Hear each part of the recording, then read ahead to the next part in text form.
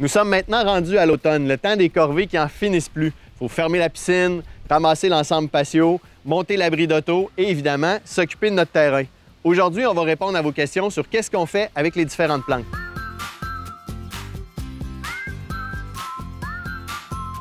Les vivaces, idéalement, on les taille au printemps avant que la nouvelle pousse sorte du sol. Pourquoi on fait ça? Pour avoir une meilleure résistance au gel de notre plante. Le feuillage en place qui va tomber va faire une couche isolante pour préserver nos racines. Si on sait qu'on n'aura pas le temps de le faire au printemps, on va tailler à l'automne. Il y a certaines variétés de plantes aussi qu'on va tailler à l'automne parce que le feuillage, une fois ramolli, qui va avoir gelé, va être moins agréable à travailler. La texture n'est pas intéressante. Pour les graminées, j'aime bien attendre au printemps avant de les tailler. Première raison purement esthétique, c'est joli au travers de nos plates-bandes tout blanchi par la neige qui est tombée. La deuxième raison, c'est que ça offre un abri pour les oiseaux qui passent l'hiver avec nous et aussi un peu de nourriture. Si vous avez des plantes qui ont été malades ou attaquées par des insectes, on en dispose tout de suite à l'automne. Et surtout, ne le mettez pas dans votre compost domestique, on en dispose autrement.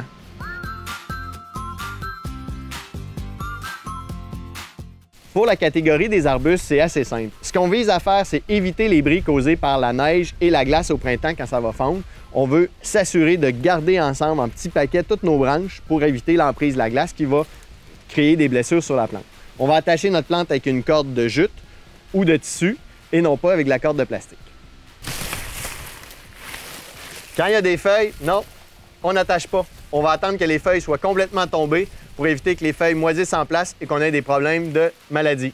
Pour les plantes au feuillage persistant, comme les rhododendrons, c'est-à-dire les plantes que les feuilles vont rester sur la plante tout l'hiver, on va appliquer une toile de géotextile pour la protéger des vents froids d'hiver. On veut éviter que le vent vienne assécher le feuillage et brûle notre plante.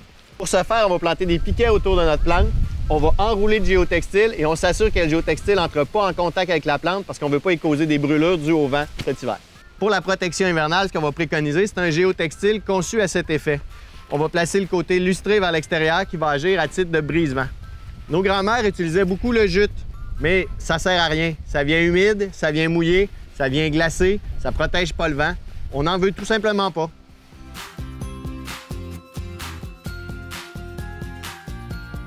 Pour les conifères, c'est le même principe que les arbustes. Ce qu'on cherche à éviter, c'est les bris causés par la glace et la neige. Le poids de ces derniers va venir exercer une pression sur les branches et venir l'ouvrir et briser les branches. Donc, on va vouloir fixer le tout, rattacher le tout ensemble, soit avec une clôture à neige, soit avec un filet conçu à cet effet. Ou si la plante est plus petite, on peut tout simplement l'attacher encore là avec une corde.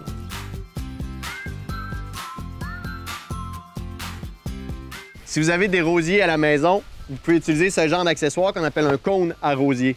On va venir le placer par-dessus notre plante pour assurer une certaine isolation à la plante. Avant de le placer, vous rabattez votre rosier à 15-20 cm du sol.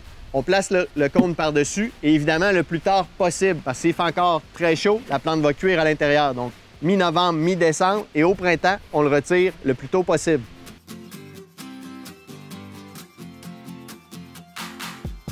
Au mois d'octobre, la croissance de la pelouse est presque terminée. On peut faire une dernière coupe à 5 cm de hauteur pour prévenir les dommages créés par les rongeurs et assurer un meilleur drainage. Pour le gazon en façade, on peut placer un géotextile de couleur verte ou blanche.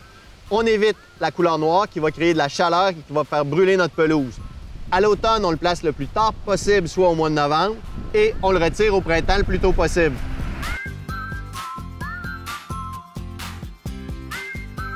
Si vous avez fait l'achat d'une plante un petit peu plus frileuse, à la limite de la zone de rusticité, on va lui donner une chance. On va placer un géotextile autour pour l'isoler. Si c'est une vivace, on peut aussi juste garder des feuilles par-dessus le système racinaire, encore là pour garder de la chaleur puis empêcher l'action du gel sur la plante. En conclusion, les protections hivernales, on garde ça le plus simple possible. Pas de cabane, pas de gros cabanon. On attache, on abrite en toute légèreté. Question d'avoir du fun et de garder du plaisir pour jardiner l'an prochain.